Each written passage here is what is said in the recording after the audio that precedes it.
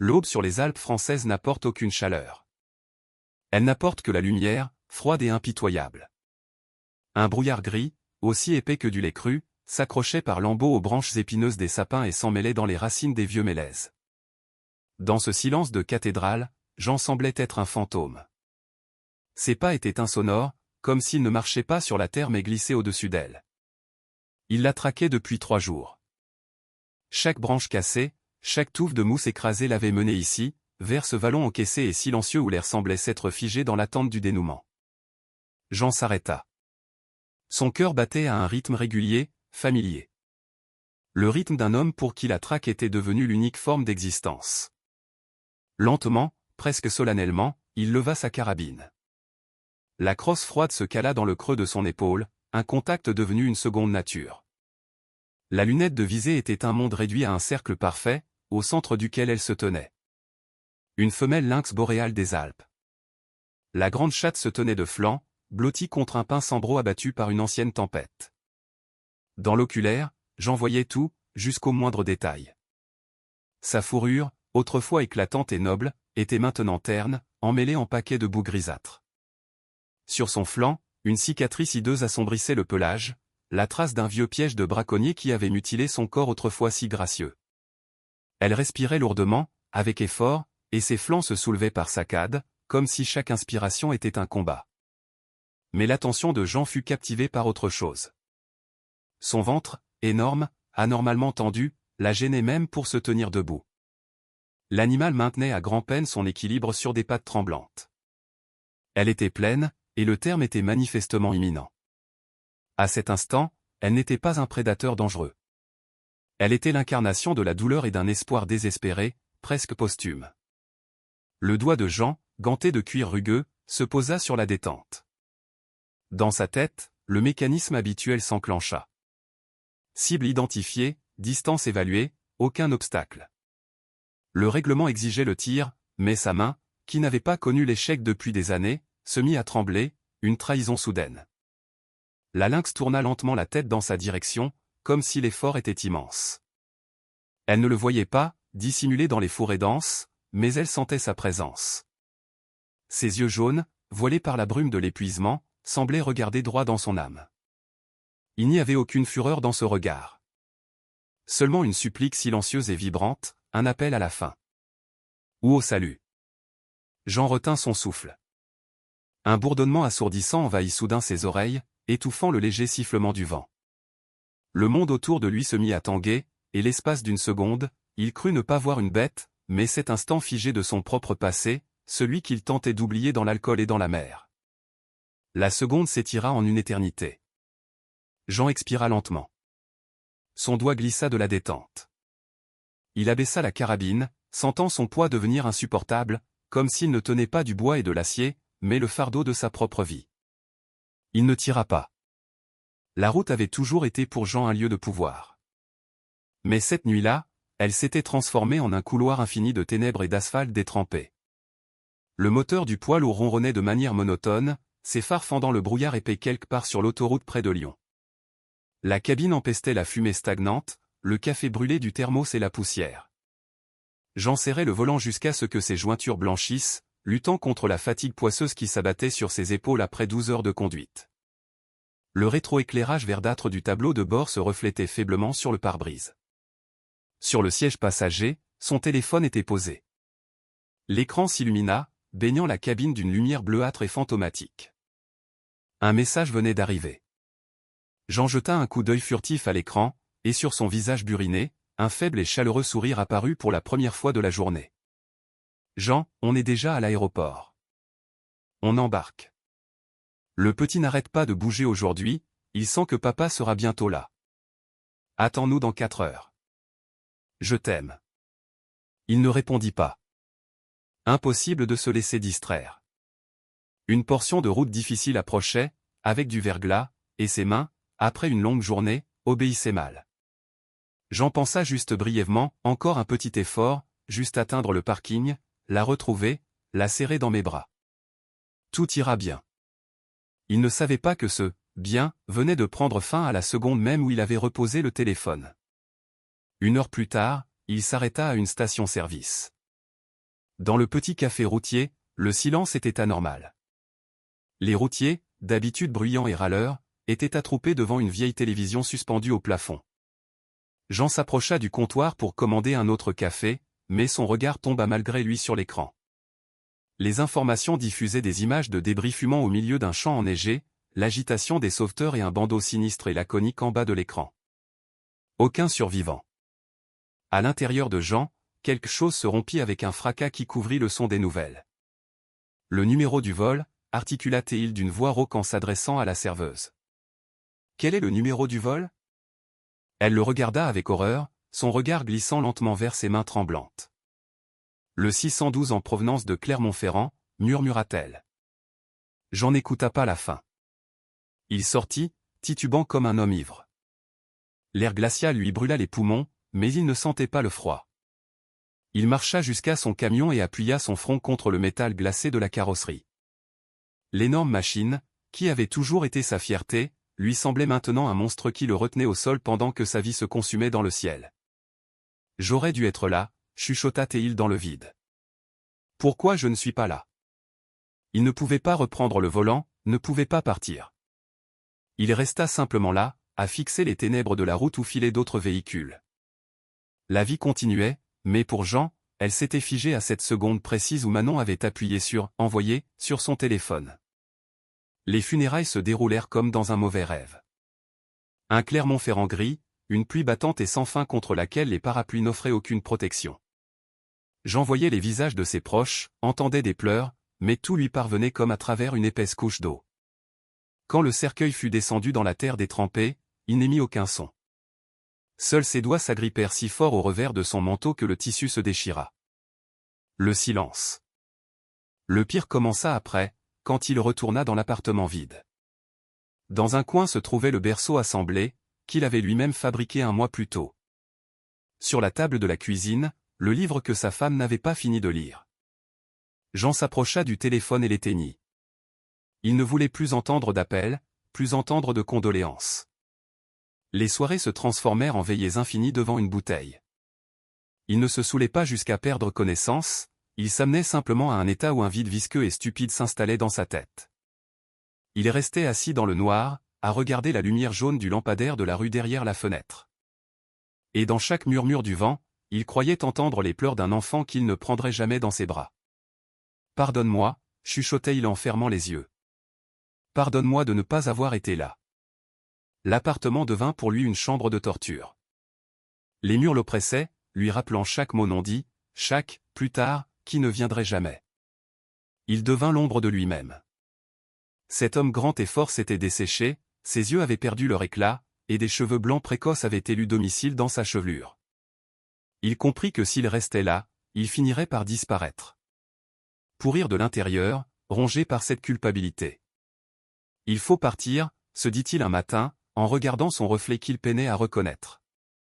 Il vendit tout, l'appartement, la voiture, ses affaires, distribua l'argent à ceux qui en avaient plus besoin que lui, et partit simplement vers nulle part. Loin de Clermont-Ferrand, loin des autoroutes sur lesquelles il avait accumulé des milliers de kilomètres inutiles. Jean se tenait sur le quai de la gare avec un seul sac à dos, regardant les trains partir. Peu lui importait la destination. L'essentiel était qu'il n'y ait pas de miroir où il verrait l'homme qui avait trahi sa famille en restant simplement en vie. J'étais loin, pulsait dans ses tempes. J'étais loin quand on avait le plus besoin de moi, et je le serai toujours. Le port de Brest accueillit Jean avec le hurlement perçant du vent et une odeur d'algues en décomposition mêlée à l'arôme lourd du diesel. C'était l'endroit idéal pour disparaître. Ici, personne ne demandait votre nom, ne s'intéressait à votre passé et ne venait sonder votre âme avec des condoléances. Les gens du port se fichaient de qui vous étiez, tant que vous aviez des bras solides et la volonté de trimer jusqu'à avoir des ampoules sanglantes. Jean s'engagea comme matelot sur un vieux chalutier rouillé qui naviguait dans les rudes eaux de l'Atlantique Nord. Pas d'expérience, hein? Gronda Pierre, le maître d'équipage, en jaugeant la silhouette décharnée de Jean. Bah, la mer t'apprendra vite. Soit elle t'accepte, soit elle te recrache sur le rivage comme un déchet inutile. Jean hocha la tête en silence. Il n'était pas étranger au travail pénible, mais le labeur en mer s'avéra être une autre épreuve. La première campagne fut pour lui une succession de quarts interminables, où le temps ne se mesurait pas en heures, mais en tonnes de poissons remontés et en seaux d'eau glacée pour nettoyer les écailles du pont. « Et, Jean, bouge-toi, bordel !» hurlait Pierre à travers le rugissement de la tempête. « Tire ce filet avant qu'il nous entraîne par-dessus bord. » Il tirait. Ses mains, couvertes d'ampoules éclatées, lui brûlaient atrocement à cause du sel. Ses épaules le lançaient au point de vouloir hurler, mais Jean ne faisait que serrer les dents plus fort. La douleur physique était une bénédiction.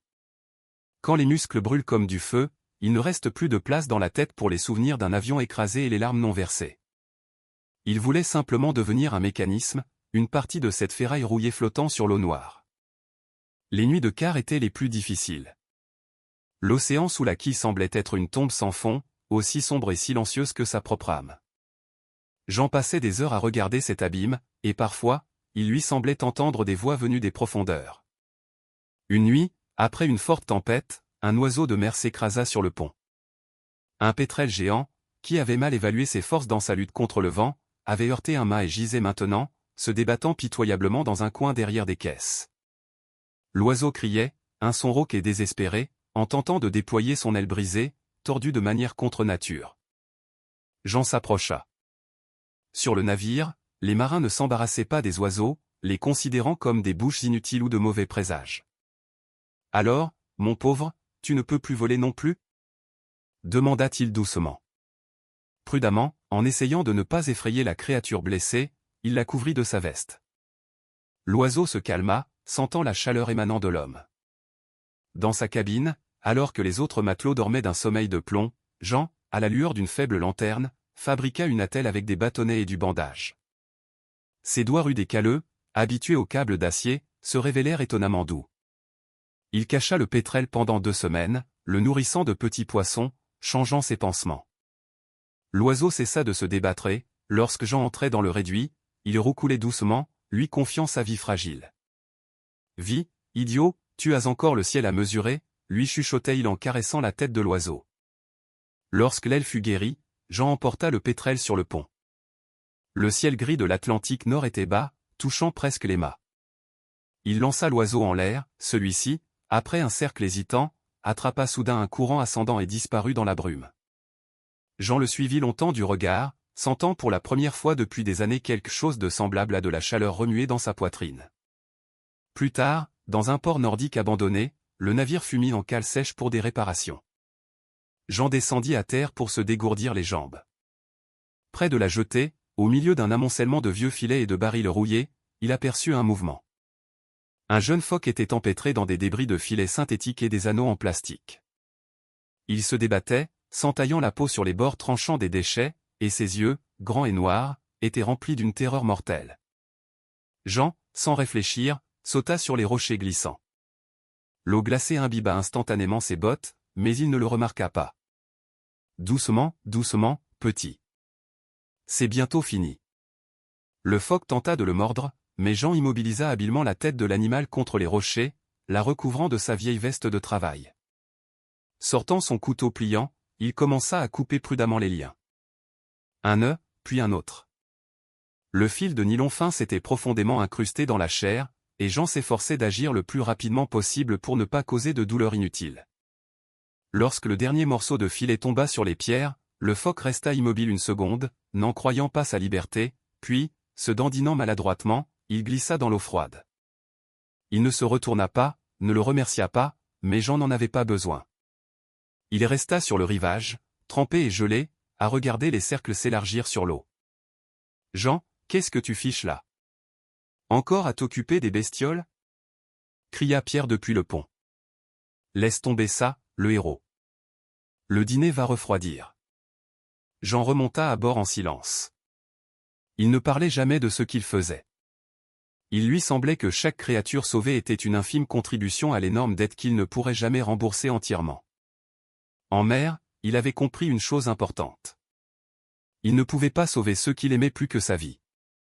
Mais il pouvait sauver ceux qui se trouvaient à ses côtés, ici et maintenant.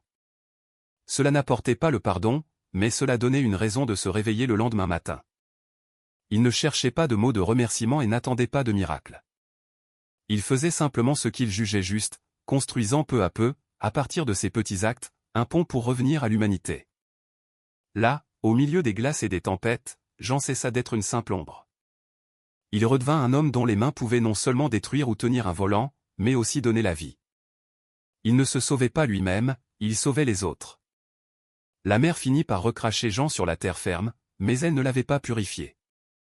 Le vent salé fut remplacé par l'arôme dense et épicé des conifères et des feuilles en décomposition. Les Alpes françaises l'accueillirent avec rudesse.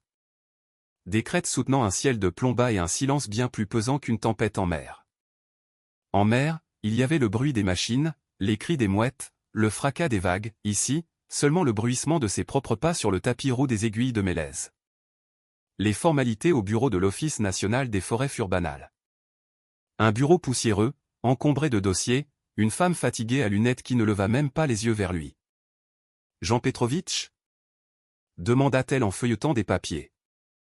Le secteur est éloigné, un refuge de montagne isolé. Les routes pour y aller sont praticables uniquement en tracteur ou à cheval. Vous vous en sortirez? La solitude ne vous fait pas peur. Jean hocha brièvement la tête. Il aurait voulu demander, a-t-il quelque chose de plus effrayant que la solitude au milieu de la foule? Mais il se tut. Je suis prêt à commencer. La première nuit au refuge de montagne fut la plus longue. La petite cabane en rondin, sentant le vieux bois et le froid, l'accueillit avec de la poussière et du silence. Jean remplit la lampe à pétrole, gratta une allumette. La flamme vacilla, projetant sur les murs de bois des ombres longues et fantasques. Il resta longtemps assis à la table, ses mains lourdes et noueuses posées dessus. Dans cet endroit, il n'y avait ni réseau, ni internet, ni passé. Seulement lui et la forêt, qui encerclait la cabane de toutes parts, comme pour tester la résistance du nouvel arrivant. Les jours se transformèrent en un rythme bien défini. Chaque matin, Jean bouclait sa ceinture rigide, vérifiait son couteau et partait en tournée. Son travail était simple et clair, maintenir l'ordre. Il installait des pièges photographiques sur les sentiers des animaux, les camouflant dans les branches des arbres, comme s'il plaçait les yeux invisibles de la forêt. Alors, les maîtres des lieux, disait-il doucement en ajustant l'objectif. Faisons connaissance. Le soir, il remplissait les registres. Des classeurs rigides, des lignes à l'encre, des chiffres secs, le nombre de chevreuils, les traces de sangliers, l'état des mangeoires. Les cartes du secteur, couvertes de son écriture ferme, devinrent sa nouvelle géographie. C'était une vie selon les instructions, correcte, mesurée, dépourvue du chaos des sentiments. Ici, il n'était pas l'homme qui n'était pas arrivé à temps. Ici, il était un garde forestier, une partie du système. Mais le système exigeait non seulement la protection, mais aussi le contrôle. À l'automne, l'ordre d'un abattage régulé arriva. La population de loups dans son secteur avait dépassé la norme. Les bêtes commençaient à s'approcher des villages, à tuer le bétail. Jean reçut un quota. Il prépara son arme en silence, sans cette excitation fébrile que ressentent les vrais chasseurs. Pour lui, ce n'était qu'un autre point sur sa liste de tâches. Il traqua un vieux loup au crépuscule. La bête se tenait sur un promontoire rocheux, une silhouette nette se découpant sur le ciel mourant. Jean épaula sa carabine. La visée. Inspiration, expiration. Le coup de feu déchira le silence du soir. L'écho frappa plusieurs fois les rochers et s'éteignit. Le loup tomba instantanément, sans un bruit. Jean s'approcha de la carcasse. La bête était belle même dans la mort. Des pattes puissantes, une fourrure épaisse et grisonnante. Le garde se tenait au-dessus de lui, sentant quelque chose de lourd et de froid remuer en lui. Il avait tout fait correctement, selon la loi, la science, les instructions. Il s'assit sur un arbre abattu à côté du loup mort. La carabine reposait sur ses genoux. La nuit tombait vite, la forêt se remplissait d'ombres bleues. Jean resta immobile pendant une heure, puis une autre. Il ne ressentait ni triomphe, ni excitation, seulement un vide sourd et lancinant quelque part sous ses côtes. C'est ainsi qu'il le faut, chuchota-t-il dans le vide. Mais sa voix sonnait étrange et peu convaincante. Il se souvint de l'oiseau de mer à l'aile brisée qu'il avait soigné dans sa cabine. Il se souvint du phoque dont il avait coupé les liens. Là-bas, il allait à contre-courant, sauvant contre vent et marée. Ici, il était devenu l'instrument d'un ordre qui exigeait de prendre une vie pour le bien commun. C'était là sa nouvelle malédiction. Il avait appris à suivre les règles, à être utile à la société, à remplir des rapports sans une seule rature. Sa vie était devenue irréprochable du point de vue de la loi, mais à l'intérieur, le feu invisible de la culpabilité brûlait toujours. Il se leva, s'appuyant lourdement sur sa carabine.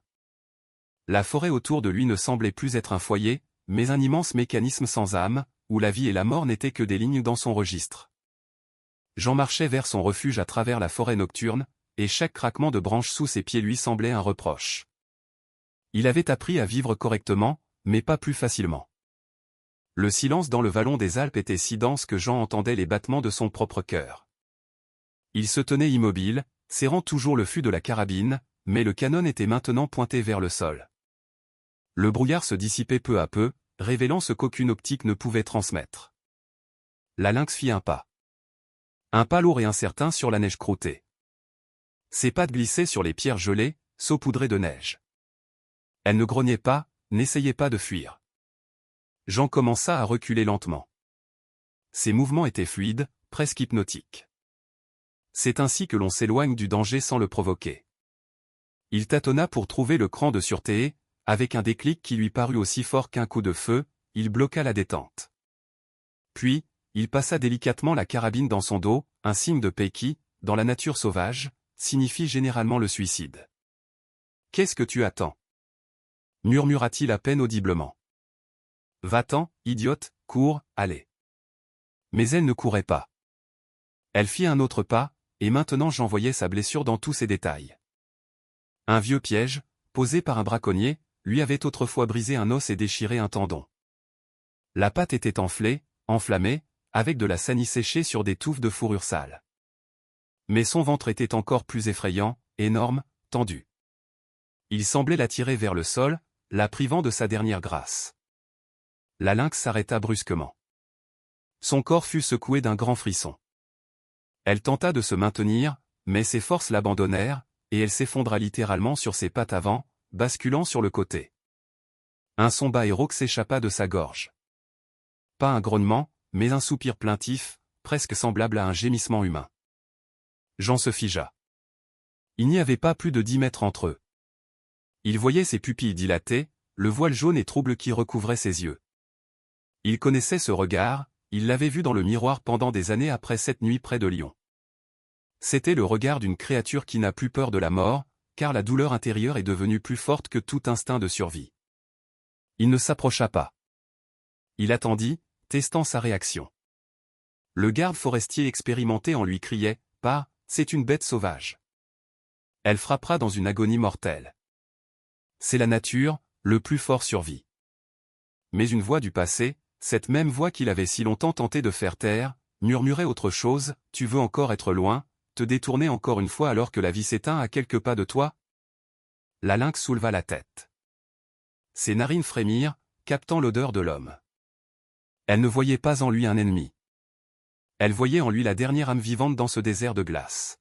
« Tu n'y arriveras pas, » dit Jean, plus fort cette fois, et sa voix trembla. « Tu es en train d'accoucher, ma fille, et avec cette patte.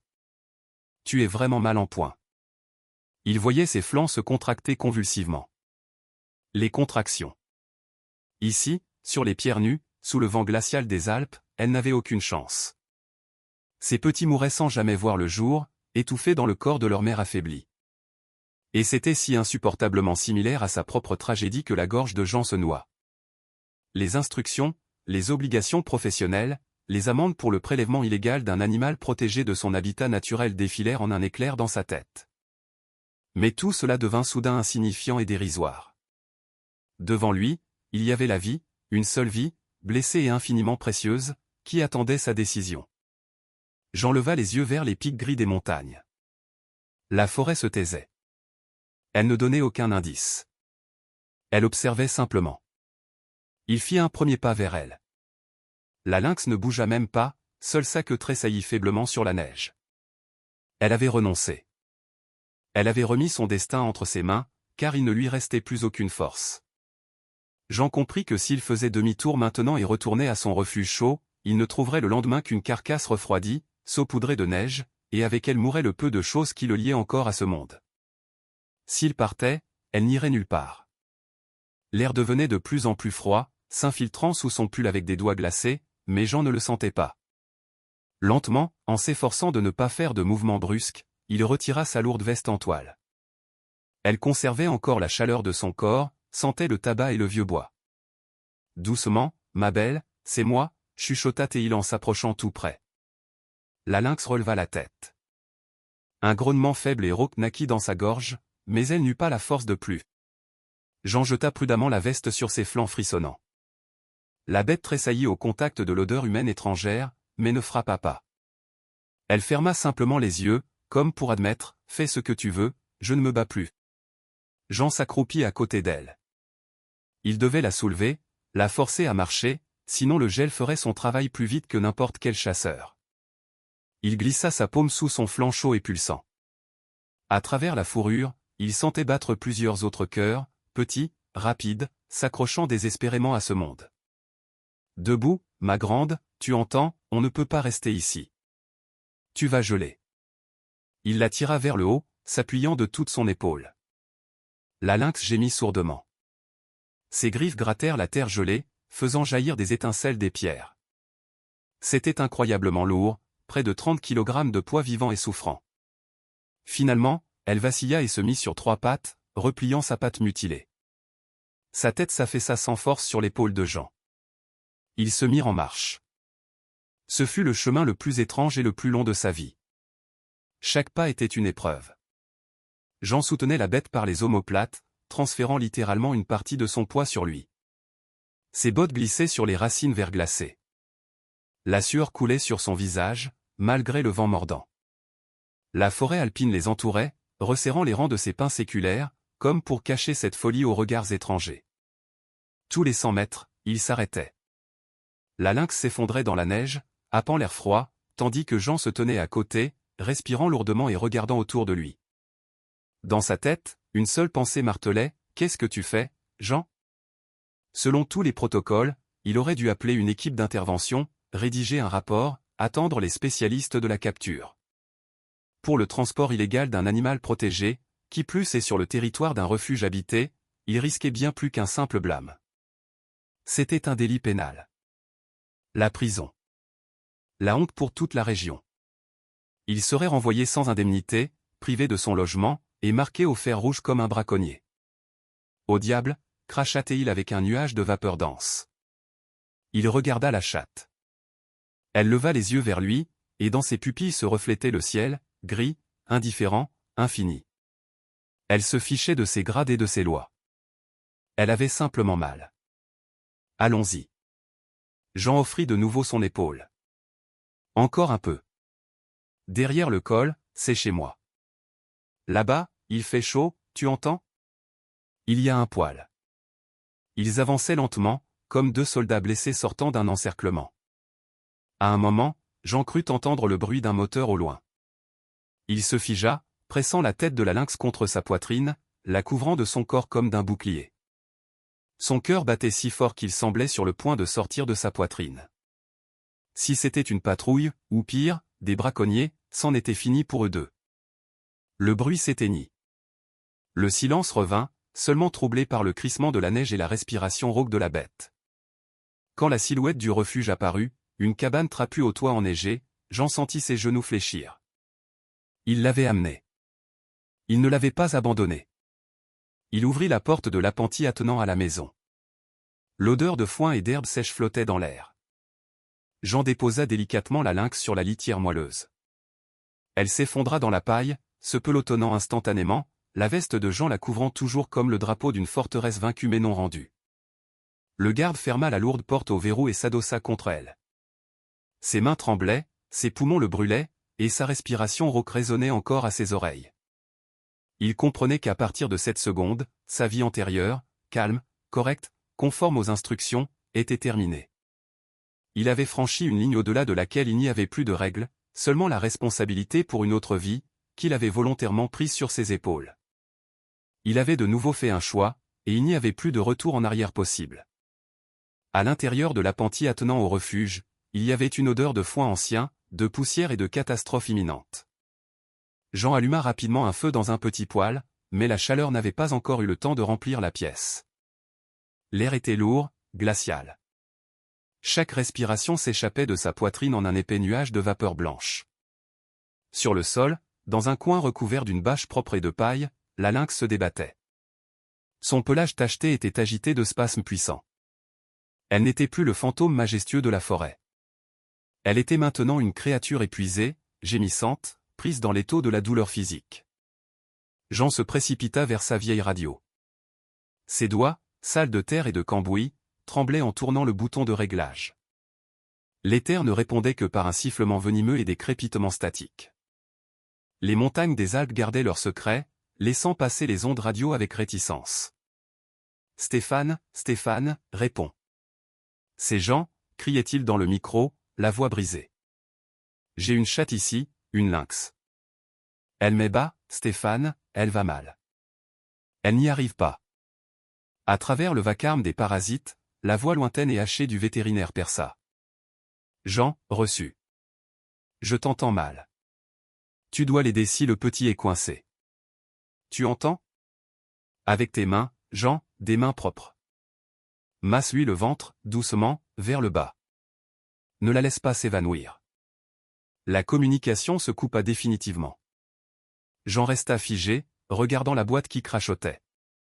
Lui, l'homme qui avait fui toute sa vie la responsabilité, qui n'avait pas pu protéger ses proches, se retrouvait maintenant seul face à ce mystère primordial. La peur, froide et collante comme l'eau glacée de l'Atlantique, lui noua la gorge et paralysa ses mouvements. La lynx poussa un cri sourd et guttural. Ce son, plein de désespoir animal, frappa Jean en plein cœur. « D'accord, » murmura-t-il, sortant de sa torpeur. « D'accord, je suis là. Je ne partirai pas. » Il se lava les mains à l'eau glacée d'une bassine, se les ébouillanta avec l'eau de la bouilloire sans sentir la brûlure, et s'agenouilla dans la paille.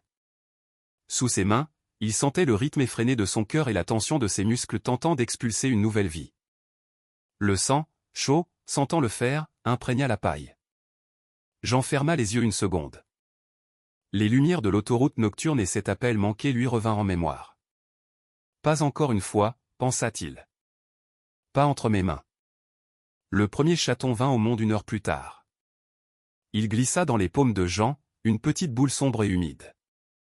Le garde commença fébrilement à le libérer de sa membrane, à le frictionner avec ses doigts rugueux, essayant de faire battre son petit cœur. Il souffla dans son minuscule nez, murmurant des mots absurdes et incohérents, mais le chaton restait immobile. Sa tête retomba mollement sur le côté. Son petit corps se refroidissait rapidement, devenant lourd comme une pierre. Jean se figea. Le silence dans l'appentis devint absolu, écrasant. Mort. Il regarda cette bête qui n'était pas née, dans ses traits, il vit tout ce qu'il avait perdu 10 ans plus tôt. Tout son monde, tout son espoir de rédemption reposait maintenant dans ses paumes, un fardeau sans vie. Des larmes lui brûlèrent les yeux, mais il ne les laissa pas couler. Jean, n'ose pas, se gronda-t-il. N'ose pas abandonner. Il y en a un autre. Il y en a encore un. La lynx soupira lourdement. Ses yeux se révulsèrent. Elle perdait ses forces. Jean déposa le petit corps sans vie sur le côté et se pencha de nouveau sur le ventre de la chatte. Il massait, poussait, suppliait. Il devint son souffle, sa volonté. La nuit s'éternisa. Le froid dans l'appentis devint insupportable, mais Jean était trempé de sueur. Ses mains étaient couvertes de sang jusqu'au coude. Ses vêtements étaient imprégnés de l'odeur de la bête et de la douleur. La deuxième tentative fut longue. Il sentait la chatte s'affaiblir, son pouls ralentir. « Allez, ma belle, s'il te plaît, ne meurs pas. » Et soudain, une poussée, forte, brusque. Jean attrapa la deuxième petite boule. Elle était légèrement plus grande que la première. Le garde commença immédiatement à la frictionner avec un chiffon sec, ne se laissant pas le temps d'avoir peur. Il la secouait, la retournait, sans prêter attention aux faibles gémissements de la mère. Une seconde passa, 2, 10. Jean était sur le point de crier d'impuissance lorsque le petit corps dans ses mains tressaillit soudainement. Un spasme léger, à peine perceptible, parcourut ses minuscules côtes, puis le silence de l'appentis fut déchiré par un son. Faible, aigu, semblable au piaulement d'un oiseau gelé. Mais pour Jean, il fut plus fort que n'importe quel tonnerre. Le petit se mit à bouger. Il était vivant. Jean baissa la tête, appuyant son front contre le bord froid d'une mangeoire. Ses épaules étaient secouées de sanglots silencieux. Il l'avait fait. Il n'était pas loin. Il était là, et il avait réussi. Le cri du deuxième petit continuait de résonner dans la pénombre, annonçant la victoire de la ville où la mort avait déjà préparé sa faux. Le corps minuscule dans les mains de Jean semblait léger comme une plume, et en même temps aussi lourd que le destin lui-même. Il continuait de frictionner le chaton avec un morceau de vieille flanelle, sentant sous ses doigts chaque petite côte, fine comme une allumette. Jean soufflait sur lui, essayant de lui transmettre sa chaleur, sa volonté de vivre, qu'il avait lui-même à peine retrouvée cette nuit-là. Et soudain, une poussée. D'abord une, à peine perceptible, puis une série de courtes inspirations convulsives. Le chaton ouvrit sa minuscule bouche édentée et émit un son. Ce n'était pas le rugissement d'un prédateur. C'était un cri aigu et perçant qui, dans le silence de l'appentis, résonna plus fort que n'importe quel coup de feu. Jean se figea. Son cœur sembla s'arrêter, puis se mit à battre la chamade, rattrapant le rythme de la vie de cette petite créature. Il vit, murmura-t-il, et sa voix se brisa. Tu entends, ma belle, il vit. La lynx, qui gisait jusqu'alors inerte, surmontant sa faiblesse, souleva la tête. Ses yeux jaunes, encore embrumés par la douleur, se concentrèrent sur la petite boule dans les mains de l'homme. Elle émit un son bas et vibrant, non pas une menace, mais un appel. Jean déposa délicatement, presque avec révérence, le chaton contre son ventre. La mère se tourna immédiatement vers son petit. Sa grande langue râpeuse commença à lécher méthodiquement et tendrement sa fourrure mouillée.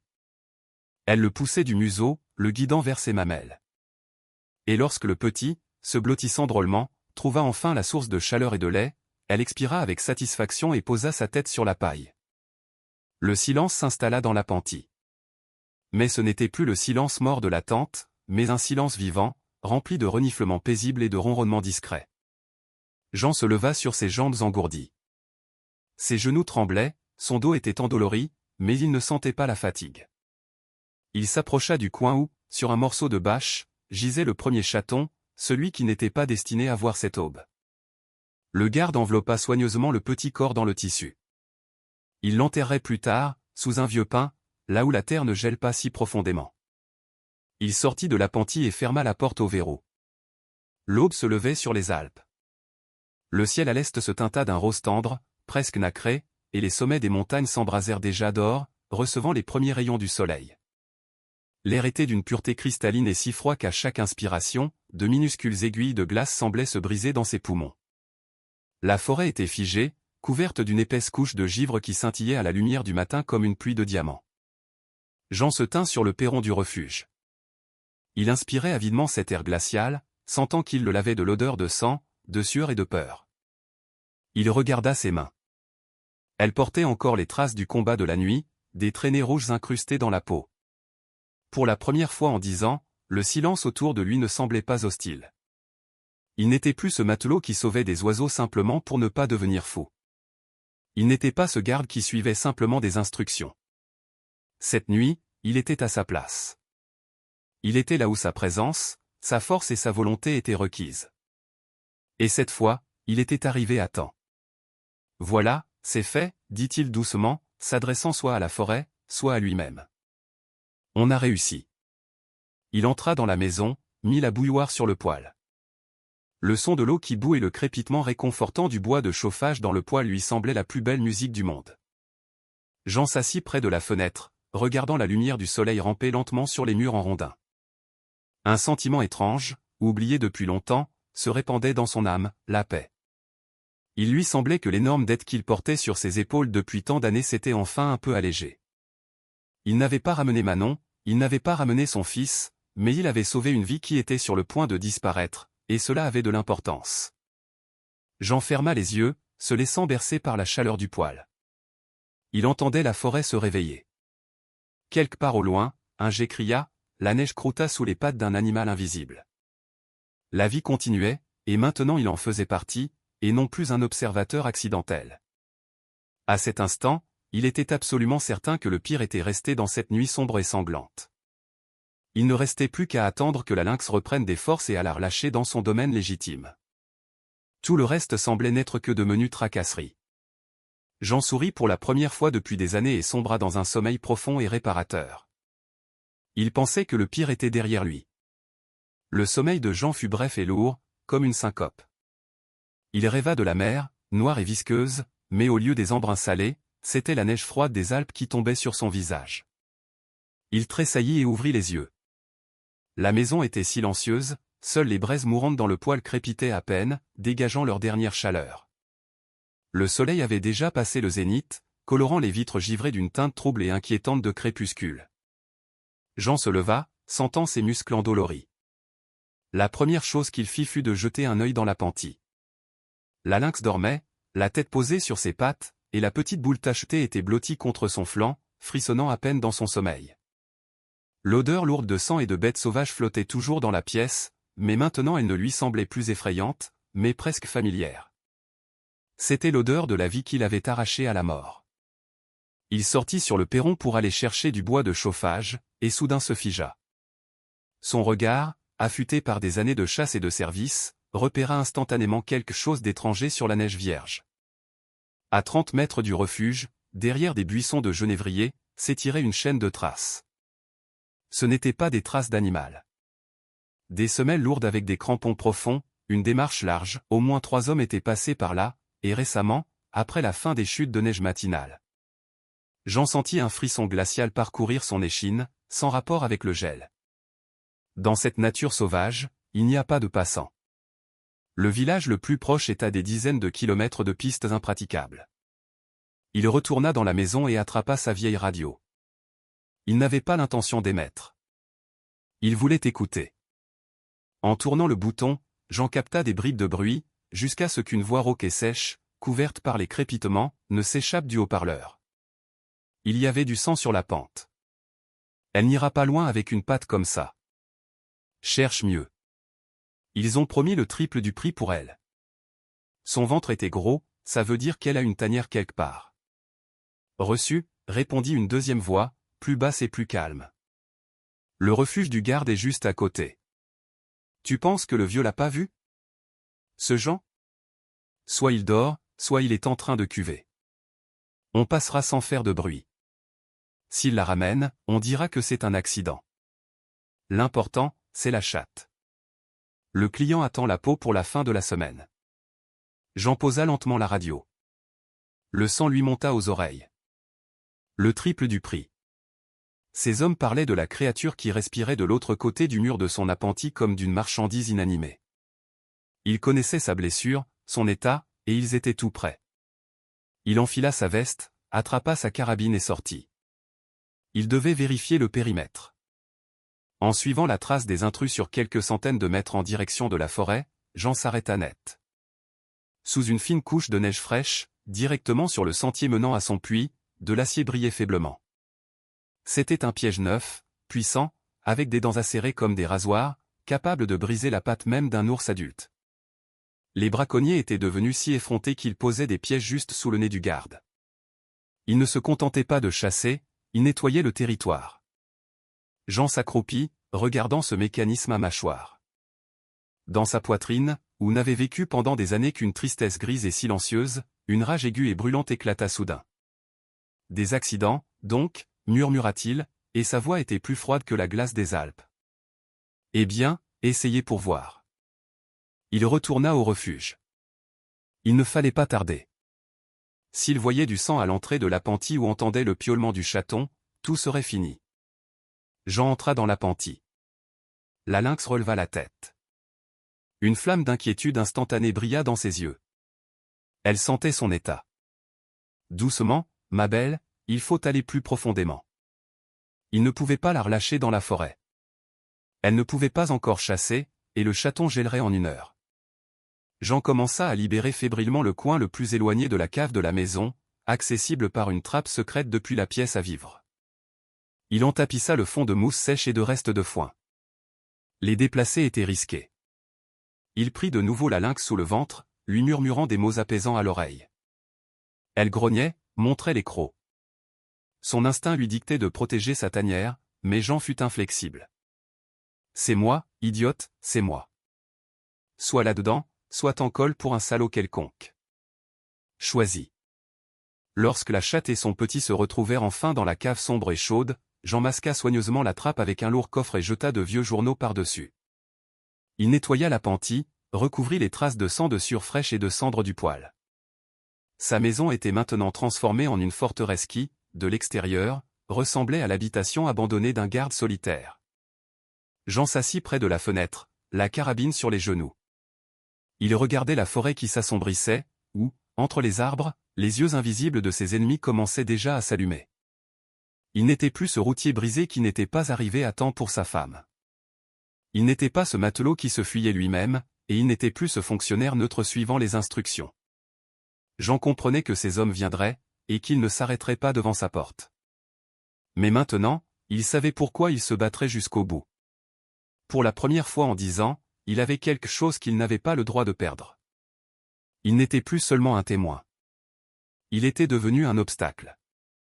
Le matin commença avec le rugissement d'une motoneige qui se frayait un chemin à travers la neige épaisse des Alpes.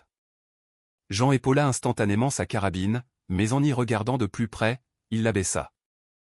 C'était la vieille motoneige de Stéphane qui déboucha dans la clairière.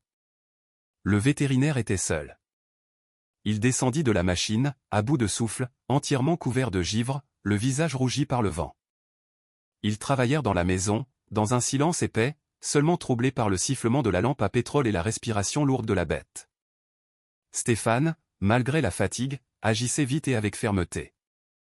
Jean aidait, tenant la tête de la lynx, sentant qu'elle tressaillait encore à chaque contact. « Eh bien, Jean, tu t'es mis dans un sacré pétrin, » dit doucement Stéphane en suturant la patte blessée. « La patte guérira, l'os est intact. J'ai resserré le tendon, mais elle est sauvage, tu comprends ? Elle ne deviendra jamais un chat domestique. »« Je comprends, » répondit brièvement Jean. « On ne peut pas la garder ici. » Stéphane leva les yeux, et il n'y avait aucun jugement dans son regard, seulement une franchise professionnelle. « Les braconniers n'ont pas disparu. Ton refuge est maintenant une cible pour eux. S'ils comprennent qu'elle est ici, ils brûleront tout, y compris toi. Et de toute façon, elle ne survivra pas entre 4 murs. Elle commencera à dépérir. Un lynx a besoin de sentir la terre sous ses griffes et le vent dans ses moustaches. C'est son droit. » Jean se tut. Il regardait le petit chaton tacheté qui rampait déjà avec assurance sur la bâche, se frottant le museau contre le flanc de sa mère. En quelques jours, cet appentis et cette cave étaient devenus pour Jean bien plus qu'un simple abri. C'était l'endroit où il avait enfin cessé d'être une ombre. Mais les paroles du vétérinaire frappaient par leur vérité implacable. 2 jours plus tard, le moment était venu. La blessure de la lynx avait séché. Elle recommençait à se lever, et dans son regard était réapparue cette flamme sauvage et froide qu'il est impossible de dompter. Elle regardait la porte, écoutant les bruits de la forêt. Et Jean voyait à quel point la liberté lui manquait. À midi, Jean ouvrit la lourde porte du refuge. L'air glacial s'engouffra à l'intérieur, apportant avec lui les odeurs de conifères et de neige lointaine. « Allez, vas-y. » Jean s'écarta pour lui laisser le passage. La lynx se figea sur le seuil. Elle huma longuement l'air. Ses oreilles bougeaient, captant chaque bruissement de la forêt. Elle regarda Jean. Dans ce regard, il n'y avait pas de gratitude humaine, pas de tendresse. Il y avait seulement la reconnaissance d'un égal par un égal, d'un homme qui n'avait pas trahi. Elle fit un premier pas dans la neige, prudemment, testant la croûte du bout de la patte. Sa boiterie était encore visible, mais ses mouvements avaient déjà retrouvé leur force souveraine. Le chaton, sautillant drôlement et s'enfonçant dans les congères, se précipita derrière elle. Il s'agrippait avec ses dents à sa queue, tombait, se relevait, s'efforçant de ne pas être distancé. Elle s'enfonçait dans la profondeur de la forêt, là où les pins séculaires joignaient leurs cimes, formant un rideau impénétrable. Elle ne se retourna pas une seule fois. La nature sauvage ne connaît pas les sentiments. Elle reprend ce qui lui appartient et ne dit pas merci. Jean se tenait sur le perron, regardant les 2 chaînes de traces qui s'éloignaient dans le bleu infini de la forêt, les grandes empreintes de la mer et les minuscules points à peine visibles du petit. Il sentait le froid s'infiltrer sous sa veste, mais à l'intérieur, c'était étonnamment calme. 10 ans plus tôt, sa vie s'était brusquement interrompue, ne laissant derrière elle que des cendres et une blessure béante. On lui avait tout pris, sans lui demander la permission.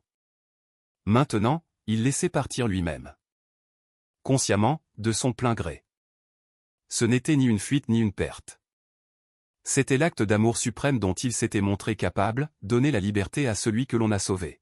« Bonne chance à toi, ma belle », murmura-t-il alors que la dernière queue tachetée disparaissait dans les forêts de genévrier. Jean retourna dans la maison. L'odeur de la bête et des médicaments flottait encore, mais le vide ne l'oppressait plus. Il s'approcha de la table, prit son registre et, d'une main ferme, écrivit la date. Il savait qu'il y aurait encore une lutte contre les braconniers, qu'il y aurait le froid et la solitude. Mais cette douleur noire et visqueuse qui le tirait vers le fond depuis toutes ces années l'avait enfin lâché. Il avait de nouveau laissé partir, mais cette fois, sans douleur. La forêt ne pardonne pas les erreurs, mais aujourd'hui, Jean prenait un risque conscient. La neige sous ses pieds ne crissait plus. Elle gémissait sous les lourdes bottes du garde. Jean découvrit les traces de motoneige à quelques kilomètres du refuge. De larges cicatrices de chenilles sur la toile blanche menaient directement au vallon où la lynx était partie. Une rage froide bouillonnait en lui. Il connaissait ces lieux comme sa poche.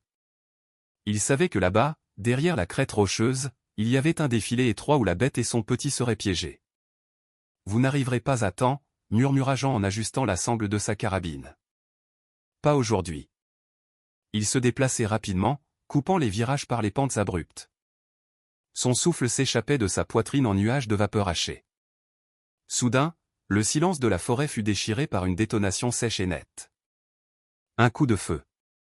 L'écho frappa les rochers de granit et se dispersa sur les cimes des pins.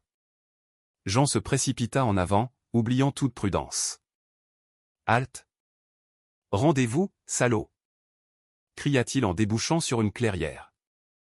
Devant lui, parmi de rares mélèzes, deux silhouettes en camouflage apparurent. L'un épaula son fusil. Jean plongea derrière le tronc d'un arbre abattu, et à la même seconde, une balle, avec un sifflement désagréable, fit voler des éclats d'écorce au-dessus de sa tête. « Dégage !» le garde parvint un cri rauque. « C'est pas tes oignons. T'en as marre de vivre ? » ?»« Si, ce sont mes oignons. » Jean tira en l'air, essayant de leur faire peur. « Quittez mon secteur tant que vous êtes en vie. » Une poursuite insensée s'engagea. Les braconniers, abandonnant leur motoneige, se jetèrent à travers un épais taillis en direction d'une pente raide couverte d'un pierrier, de blocs de pierre anguleux cachés sous une couche de neige traîtresse. Jean les poursuivait, ne sentant pas la fatigue, guidé par un seul désir, barrer la route vers la lynx. Il courait au bord même du précipice lorsque son pied glissa soudainement sur une racine verglacée. Tout se passa en un instant. Le monde bascula. Un choc. Un autre choc.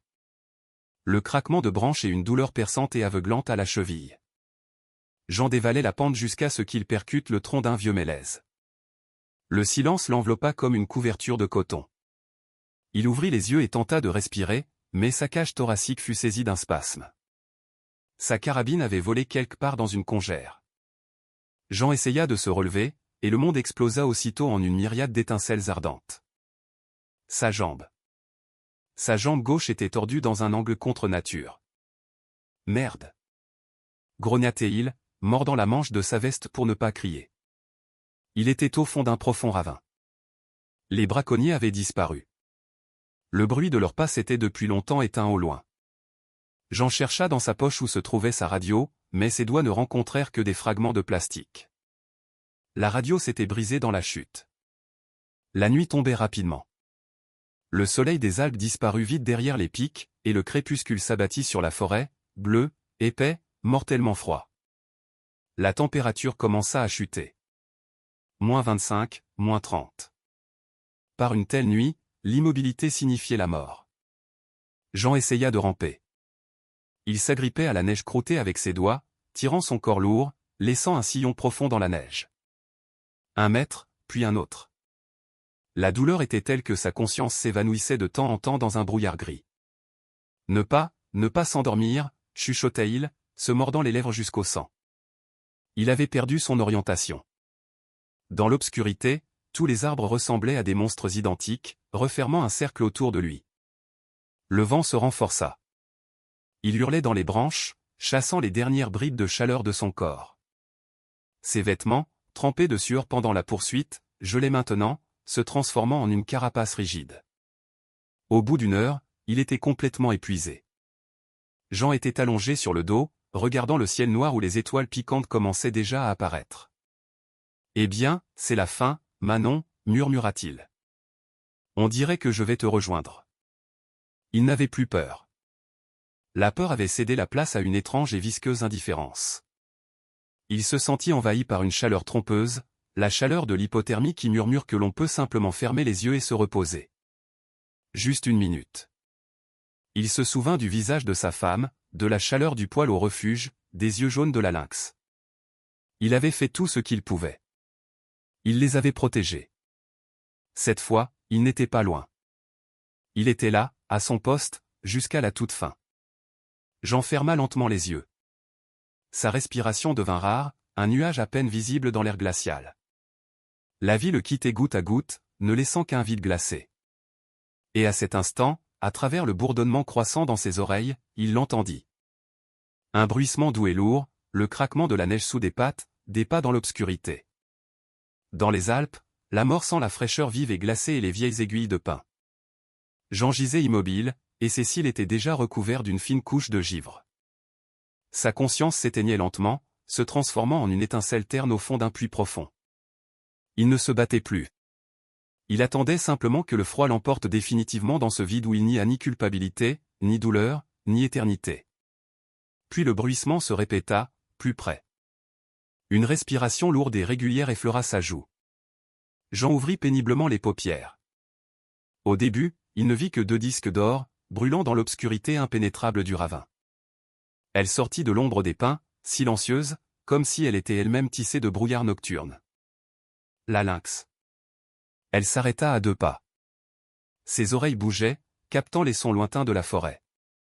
La bête regarda l'homme, celui qui, quelques jours plus tôt, l'avait réchauffée, elle et ses petits. « Va-t'en » murmura à peine Jean, ne bougeant que les lèvres. « Ils vont te trouver. » Mais la chatte ne partit pas. Elle s'approcha tout près, renifla son visage figé, touchant sa peau de son nez humide. Puis elle fit quelque chose que Jean n'aurait jamais pu imaginer, même dans un délire pré-mortem. Elle s'allongea lourdement à côté de lui, pressant tout son corps puissant et chaud contre son flanc. Elle l'enlaça de sa patte, le recouvrant de sa fourrure épaisse comme d'une couverture vivante. C'était incroyable. La chaleur de son corps enveloppa Jean comme celle d'un poêle ouvert. Il sentit son cœur battre furieusement, rythmé, fort, souverain. La lynx posa sa tête sur son épaule et se mit à ronronner doucement, d'un son guttural. C'était la vibration de la vie même. Toute la nuit, elle ne bougea pas. Elle fut son bouclier contre le souffle glacé de la forêt. Plusieurs fois, Jean entendit au loin des voix et des aboiements de chiens ou des braconniers ou des sauveteurs, il ne savait pas. Mais à chaque fois, la lynx ne faisait que se presser plus fort contre lui, sortant ses griffes et grondant un avertissement dans l'obscurité. Elle ne laissait personne approcher. Elle remboursait sa dette. L'aube teinta les sommets des montagnes d'une couleur améthyste tendre, presque transparente. Le brouillard commença à se dissiper, révélant la pente dévastée. Au loin, on entendit le vrombissement de moteurs et des cris, « Jean, Jean, réponds !» La lynx se leva d'un bond. Les muscles sous sa peau roulèrent comme des câbles d'acier. Elle jeta un dernier regard à l'homme, un regard long, perçant, plein de sagesse sauvage. « Merci », expira Jean, sentant une première larme chaude couler sur sa joue, se transformant instantanément en une perle de glace. La chatte ne répondit pas. Elle glissa comme une ombre silencieuse dans les buissons et disparut, ne laissant derrière elle que la neige tassée et une chaleur qui s'estompait. 10 minutes plus tard, Stéphane et 2 gardes d'un secteur voisin descendirent au fond du ravin. Ils trouvèrent Jean vivant, bien que ses vêtements fussent couverts de givre. « Vivant !» cria Stéphane en se précipitant vers lui. « Jean, comment vas-tu? Comment n'as-tu pas gelé ici? » Nom de Dieu! Jean regarda son ami, ses lèvres tremblèrent. « On m'a réchauffé, » grogna-t-il. « Qui t'a réchauffé? De quoi tu parles? » Stéphane examinait rapidement sa jambe blessée. « Il y a des traces partout ici. De félins, énormes. Jean, tu te rends compte qu'il y avait un lynx ici? C'est un miracle qui t'a sauvé. » Jean ferma simplement les yeux. Il savait que ce n'était pas un miracle. C'était la justice. 2 semaines plus tard, Jean était assis sur le perron de son refuge. Sa jambe était dans le plâtre. Il s'appuyait sur une béquille artisanale. L'air sentait le printemps. Le premier vrai printemps des 10 dernières années. Les braconniers avaient été attrapés. Ils s'étaient trahis eux-mêmes en essayant de sortir de la forêt sans leur motoneige. Et Jean fit tout son possible pour qu'ils écopent de la peine maximale. Il était seul. Mais maintenant, cette solitude ne l'oppressait plus. Jean regardait au plus profond de la forêt, là où, sur un vieux pin, était installé l'un de ses pièges photographiques. Il savait que quelque part là-bas, dans les rochers inaccessibles, grandissait un petit qui ne connaîtrait jamais son nom. Mais cela n'avait pas d'importance. Ce qui importait, c'est que la forêt continuait de vivre. Soudain, Jean sentit quelque chose se briser dans sa poitrine. La lourde carapace de fer qu'il portait sur son cœur depuis tant d'années se réduisit en poussière. Il se couvrit le visage de ses mains et pleura. Il pleura longtemps, à chaudes larmes, comme un enfant, laissant enfin partir cette terrible nuit près de Lyon, cet avion et cette insupportable culpabilité. Il pleurait de soulagement, d'être là, d'être vivant. La forêt des Alpes se taisait, gardant précieusement ses larmes. Le vent murmurait doucement dans les aiguilles des pins, promettant que la vie continuerait, quoi qu'il arrive. Jean essuya son visage avec sa paume et regarda ses mains. Elles étaient rudes, burinées, couvertes de cicatrices, mais elles étaient chaudes. Il n'avait pas ramené le passé, mais il était de nouveau vivant.